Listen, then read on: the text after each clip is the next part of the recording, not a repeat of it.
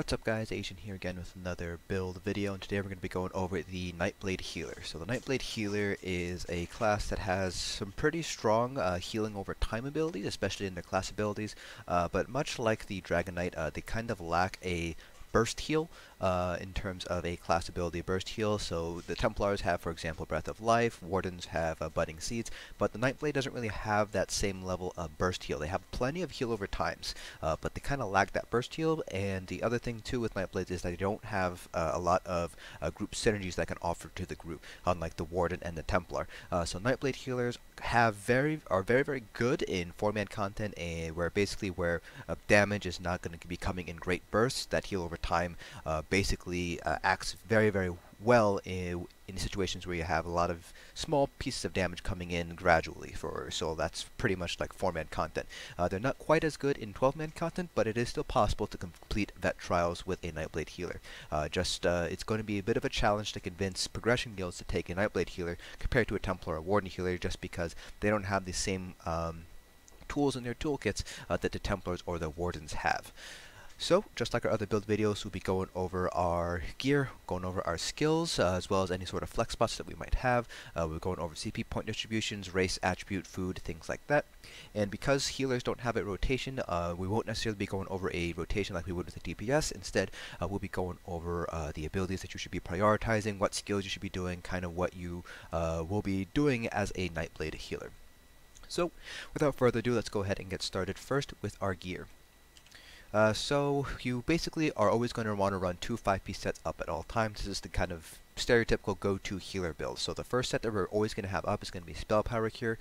This comes from White Gold Tower, so you will need to have access to the Imperial City DLC at the very least if you do want to, be a part of progression level guilds. Some guilds will take you even if you don't have Spell Power Cure, but the more serious guilds that want to progress through the harder content, like the hard mode trials and Craglorns and the DLC trials, they are going to ask for Spell Power Cure. Many guilds have that as a requirement if you want to heal for them and their vet trials teams. So that's something to keep into consideration there. And that's mainly because that 5-piece effect is the most powerful buff that you can give to your DPS. It stacks with major sorcery, major brutality, and all other sources of weapon and spell damage increases. So it is a very powerful 5-piece bonus to have. Now, the second 5-piece effect set, you do have several options here. So, for example, in this build, we're going with Jorvuld's Guidance, which comes from Skullcaller Peak from the Dragonbones DLC. However, you do have several options. You can go with, I don't think I have it bound, so let me just quickly bind it. So you can go with the stereotypical Worm's Raiment. Worm basically reduces the cost of magic abilities by 4% for everybody within 28 meters of you. So that's very nice for sustain, particularly if you have a lot of Magicka DPS, so that's one potential option to wear. The other options include Mending. So Mending is here for that reduction in damage, incoming damage. While it does say weapon damage for PvE mobs, so bosses and trials, bosses, things like that, it's pretty much just going to be a flat damage reduction. It's going to be variable depending on the specific boss, the specific ability that's being used, and whether or not Mending affects it. But a lot of groups will be running Mending, particularly progression groups, for that reduction in damage. You do have to be within 10 meters, and you do have to use an area of effect heal ability, so that's kind of the downside there, and you do have to use that ability every 3 seconds. But Healing Springs and Combat Prayer, your 2 primary heals, will proc Mending, so that's not that big of a deal. It's just being close to the enemy in order to get that proc off. So Worm and Mending are typically, and Jorvuld's are going to be the 3 primary healing sets you're going to see. There are 2 other sets that you might see as well being recommended. Let me see if I can spell it first. Twilight Remedy is another potential set that you might be using here. So the 5-piece, basically when anybody activates your synergy, they heal themselves for a very large amount over 10 seconds, plus they gain minor force. So Twilight Remedy is not very useful on a Nightblade because you don't have as many class synergies in order to use. The only class synergies you have are going to be coming from your ultimates, which obviously you're not going to be using, every 5 seconds or something like that, so it's going to be very limited. In addition, Stamina DPS already have a source of minor force through rearming traps, so this is only really going to be useful for your Magicka DPS. So that kind of limits the viability of Twilight Remedy, especially on a Nightblade healer. But you might as well hold on to a set of this just in case you want to run something different. And finally, the other set that you might be seeing being used is going to be Infallible Aether. This is for the 5-piece effect, so whenever you deal damage with a fully charged heavy attack, you inflict minor vulnerability on the boss for 10 seconds, which increases the damage taken by 8%. So you'll see a lot of leaderboard guilds, guilds like Mechanically Challenged, Sempiternal Way, Blind Luck on the EU side of things. They'll be using Infallible Aether for that additional minor vulnerability that just boosts the DPS. While minor vulnerability can be applied through shock damage enchants, as well as the Asylum Destruction Staff procs, just having the additional source of minor vulnerability really helps out with that uptime, which really helps your DPS do more damage. So those are kind of the two other sets that you might be asked to run, but not necessarily for a progression guild, but maybe if you are starting to go for leaderboards and speed runs and things like that, you might be asked to be used Infallible Aether. Now, in terms of armor traits, we're going with Infused on our large pieces with Prismatic enchants, so we are giving up some Magicka compared to using just a max Magicka enchant, but we are gaining some health and stamina back, and that's going to be pretty useful, the stamina for breaking free and block casting, and the health because now that allows us to use Witchmother's Potent Brew, so I'll go over that a little bit later when we talk about the secondary build stuff. And then for our small pieces, we're going with Divines with max Magicka enchants, so that's kind of our armor traits here. For our jewelry, we're going with 3 spell damage enchants here because Jorvuld's Guidance does give us 2 Magicka regen, plus we're using the Atronak Mundus Stone. So we're sitting well above, just a little bit above 2,000 Magicka regen, which is kind of what I recommend for a lot of healers. So we can put down our 3 spell damage enchants and get close to 2,000 spell damage, so that just helps the strength of our heals. Now, the recommended amounts that I like to shoot for is going to be 2,000 and 2,000, so 2k Magicka regen, 2k spell damage. Try to get up to those if you can unbuffed.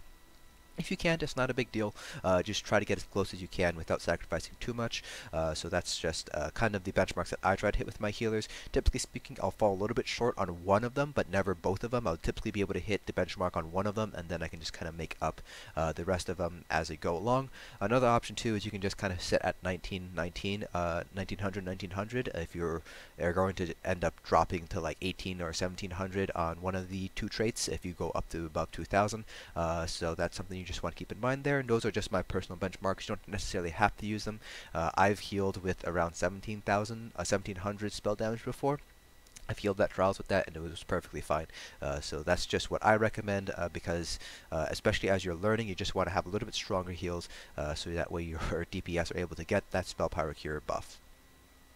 Now, if you're not able to, if you don't need the spell damage jewelry, so for example, if your regen is falling too low, then you can swap these out for Magicka regen jewelry glyphs if you would like. That's going to be dependent on the second 5-piece effect that you're using. So here, Jorvuld's, because we have additional Magicka regen, we can go with 3 spell damage. But if you're doing something like Mending, which doesn't have 2 Magicka regen as part of their set effects, then you might need to use a Magicka regen glyph on one of your jewelry pieces. That's kind of, again, dependent on the specific 5-piece that you're going to be using.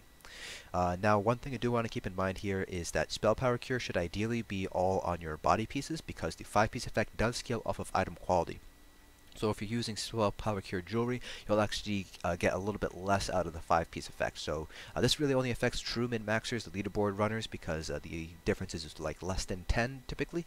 But if you are one of those min-maxers, then you do want Spell Power Cure on your body, and that's just because Gold Spell Power Cure jewelry has not yet been released on the Golden Vendor. Now for our weapons, for our front bar, we're going with the Master's Restoration Staff. You can go with an Asylum Restoration Staff instead. It's going to be dependent on what your group needs. So the Master's Restoration Staff comes from Veteran Dragonstar Arena, which was found in Craglorn, so everybody can access that. And it returns stamina for the first tick of your healing springs. So if you feel like your stamina DPS needs additional sustain, if your tank needs a little bit more stamina, then Master's Restoration Staff is the way to go. Now the Asylum Restoration Staff comes from Asylum Sanctorium, so you do need the Clockwork City DLC in order to access that, and that basically reduces the cost of your healing abilities after you use Combat Prayer for your 3 seconds by 27% for imperfect and 30% for a perfect staff. So that's really more useful in cases where you need the additional sustain. Because you can use Combat Prayer and then launch an orb and basically get a little bit more out of your sustain that way. You're basically dropping the cost of your abilities by 27 to 30%, so that's really useful for sustain. A lot of healers have shifted towards Asylum staff, but I still think the Master's Restoration staff has a spot in endgame content. I would recommend the Master's Restoration staff for progression guilds and most guilds that aren't, at this level of chasing leaderboard scores like Sempiternal Way or Mechanically Challenged. So in terms of traits here, you have lots of different options here. So you can go with Powered for increased healing done. That also allows you to drop your spell damage a little bit and invest a little bit more into Magicka regen if you'd like. Go with Decisive for additional ultimate generation.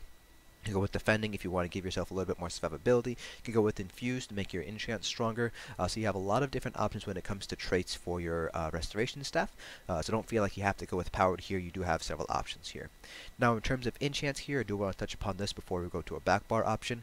I like to keep at least one of my enchants to be a weakening enchant for that damage reduction. But you do have several options. You can go with something like Absorb Magicka if you need the extra sustain. You can go with weapon damage to improve your spell damage, to improve your healing ability. You can go with a shock damage glyph in order to help improve minor vulnerability uptime. So you have plenty of different options when it comes to enchants. I personally recommend trying to have one of your weapons with a weakening enchant for that damage reduction. For our back bar, we have a lightning staff. I have a shock damage enchant and it's infused. You can pretty much use any of the traits that I mentioned for healing for restoration staffs on this back bar here, and you don't need to use a maelstrom staff. You can use any staff really. So that's going to be infused, decisive, powered, defending if you'd like. Another option is going to be charged, which helps out your minor vulnerability uptime if you are using a shock damage enchant on your back bar. So that's another potential option for a trait on your weapon there. Alright, so that's all of our gear. Let's go talk about our secondary stuff now for our build. So we are an Argonian. Argonians are considered one of the best races for healers. That's because you get 3% max Magicka, you get a potion passive, which basically restores all 3 of your resources whenever you drink any potion, so that's really helpful for sustain. You also get some additional max health. I believe it's 9% max health, and you do 5% additional healing done, so your heals are 5% stronger compared to other races. So Argonians are a very strong healing class. Now if you don't want to be an Argonian, you can be a Breton instead. Bretons have 10% max Magicka. They have a very nice healthy boost to their spell resistance, which helps out your survivability. Plus they get a 3% reduction cost to Magicka costs. So that's really nice for sustain as well. You can use any of the magically inclined races, however. So you can go with like an Altmer, the High Elves, or the Dunmer, the Dark Elves, because they also get bonuses to max Magicka. So you can go with those. I generally think that race is not quite as important for support roles, so tanks and healers. It's more about learning the fight mechanics, learning how to play your role more so than race. And race really isn't going to make or break a healer. So I've seen like a Khajiit healer heal through Vet Maw hard mode before, so don't feel like you have to pigeonhole yourself into using an Argonian or a Breton. Now for our attribute points, I have 60 points into Magicka and 4 into health here, and that basically gets me up to close to 19k health. So I recommend around 18k health for healers. You do want a little bit more than DPS because you're going to be more important than them. You want to stay alive as best you can. Argonians, like I said, have that 9% additional max health, so I actually don't need to put 4 points in health if I don't want to, but I like to give myself a little bit more cushion room in terms of survivability. So you could in fact go 64 points into Magicka if you would like here. That's kind of up to you if you want to do that. So if I drop the 4 points, I'd be dropping down to about 18.3, 18.4k health, which is still above the 18k recommended health threshold here. Now this is with Witchmother's Potent Brew, so I don't have quite as much health as I would with the other food option, which is Orzgar's Red Frothgar. So with Red Frothgar, I'd actually be sitting at over 20k health. So my survivability with Red Frothgar would be very, very good. So I am using Witchmothers, like I said. That gives us Magicka regen, max Magicka, and max health. The other option is going to be Orzgar's Red Frothgar, which gives us more max health and more Magicka regen, but we give up max Magicka. So if we go ahead and take a drink of our Red Frothgar, like I mentioned, I'm sitting at above 20k health. We get significantly more Magicka regen, so we're sitting at 2.4k Magicka regen now, but we do lose out on about 3k Magicka. So we do lose a little bit of healing power because of the loss of max Magicka. So it's kind of up to you which food you want to use. Generally speaking though, Witchmother's Potent Brew, you're only really going to be able to use that if you have your prismatic glyphs on your large pieces already. If you don't, then you're not going to be sitting at the recommended 18k health threshold. So that's something you just want to keep in mind there if you decide to go with Witchmother's Potent Brew. Alright, and then for our Mundus Stone, we're using the Astronaut for the additional Magicka regen, but you do have options when it comes to Mundus Stones. So you can go with the Ritual or the Apprentice for increased healing power. So the Ritual is a percentage increase to your healing done, and the Apprentice boosts your spell damage. So the Apprentice will also affect things like your Blockade and things like that, while the Ritual will only affect your healing abilities. So I prefer the Apprentice over the Ritual, but you can go with either one. The Ritual is a little bit stronger overall compared to the amount of healing output that you can put down. The Apprentice is just a little bit more balanced that way. And then another Mundus option that's kind of overlooked is going to be the Thief, which increases your crit chance, so you're able to critically heal more often, and your crit heals are affected by things like Elfborn, and so that just increases your healing output as well. It's just like with the Apprentice, it doesn't give quite as much as the Ritual I've found, but it is still a potential option because it does give you a little bit more balance, because it does also increase the crit chance of things like Blockade and Sap Essence. Alright, so now let's go over our skills. So I will also be mentioning which abilities I believe are flex spots here. So for our front bar, we have our Shield, Dampen Magic. You can go with Harness Magicka if you would like. Healing Springs, Combat Prayer, Siphoning Attacks, and Funnel Health. I don't consider any of these spots here to be flex spots, and that's mainly because you kind of want to have siphoning abilities on your front bar here because of the Soul Siphoner passive, which increases your healing done for each siphoning ability slotted. Because you'll be swapping over to your front bar for your two primary heals, Healing Springs and Combat Prayer, you kind of want to have at least two of these siphoning abilities on there for that additional healing done. It's a 6% boost right now with this configuration, but so I don't consider these to be flex spots. You could potentially swap, for example, siphoning attacks to your back bar here and move something like Sap Essence to the front bar, and that would be perfectly fine. Or you can swap this out with something like Energy Orbs. That's kind of up to you if you want to do that. I prefer to keep the two siphoning attacks on the front bar though. For ultimate, this is going to be a flex spot because you do have several ultimate options that I'll go over towards when I finish going over the back bar. So we have Bolstering Darkness here. This is here for the major protection buff to you and your allies. It's a 5-meter radius, so it's pretty small. It's about the size. It is actually the exact size of Ring of Preservation. So if you have a tank throw that down, you'll be able to see visually what this looks like. The major protection buff does stack with Novas, which give apply major maim to the enemy. So you basically can reduce damage taken by a whopping 60%, I believe, because I believe it is additive. If it is multiplicative though, then you will be able to drop the damage done by, I believe, it would be 0.3 times 0.3, so that would be, or rather it'd be 0.7 times 0.7, so you'd be able to drop it down by about half, so 49% compared to the additive 60%. So that is really helpful ultimate to have that major protection buff. Plus it also reduces the damage that you take by an additional 30%, so that's really helpful as well. There is a synergy associated with this ultimate as well, which heals your allies for a really large amount, so that's a nice bonus, but you're not really going to be using this ultimate all too much, so that synergy is kind of just like a hidden bonus. It's not really going to be ultimately that useful.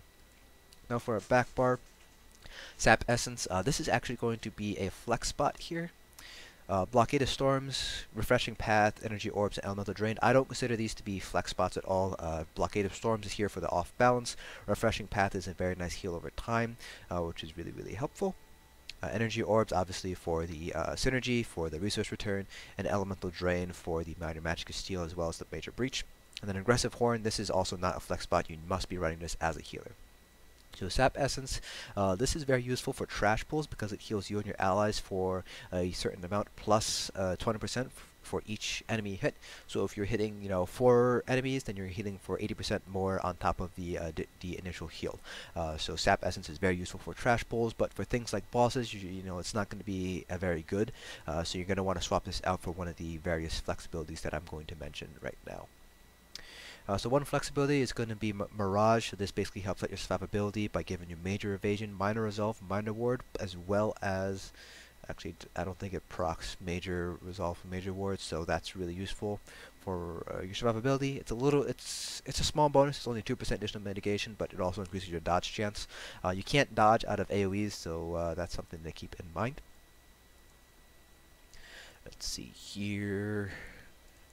Under the Restoration Staff line, there are a couple of abilities I do want to mention that you could put here on the front bar. Basically swap one of these two abilities, put them on your back bar here in place of Sap Essence, and then put one of these three abilities on the front bar. So Siphon Spirit, you can use this instead of Elemental Drain. If you use Siphon Spirit, then Elemental Drain becomes a flex spot.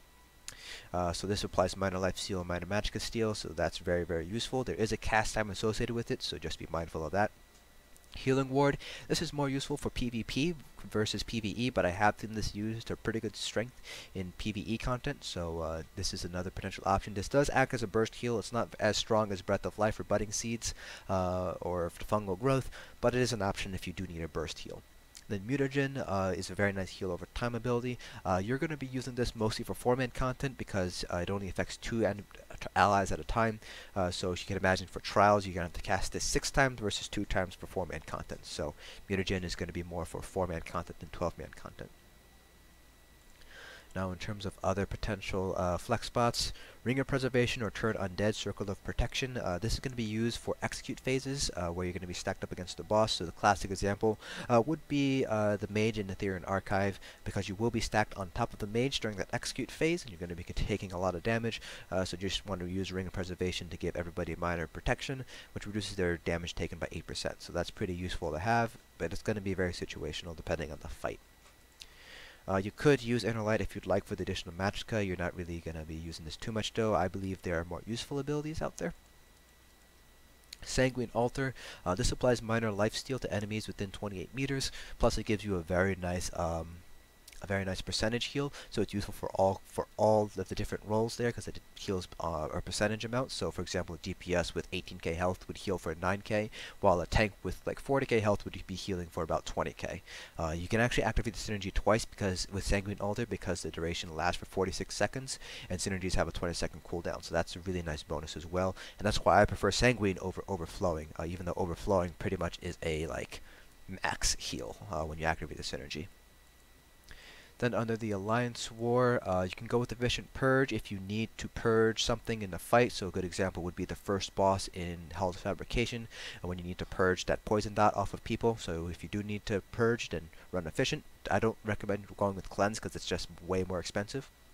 Then Stalwart Guard is going to be more for advanced groups. It's going to be more for the leaderboard runners like Sempway, Blind Luck, those kind of guilds.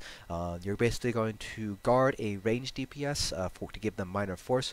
You will take 30% of the damage that they take. The damage that they take is kind of double mitigated, so it's mitigated by their mitigation and then your mitigation, so it's not going to be a flat 30%, it's actually going to be a little bit less than that. So that's just something to keep in mind if you do want to use Stalwart Guard. You will also have to double bar this, so if I were going to be using Stalwart Guard, then I'd basically do something like this. I would do like that, so that way I have it double barred there. So that's basically how I would do it. Let's put our abilities back. And now for our ultimates. I have a couple of different ultimates that you can choose from. So you can go with the Siphoning ultimate, which is Soul Siphon. You would not necessarily be using this as an ultimate. You could use it because it does heal. It is a very nice burst heal as an ultimate, plus it has a nice heal over time.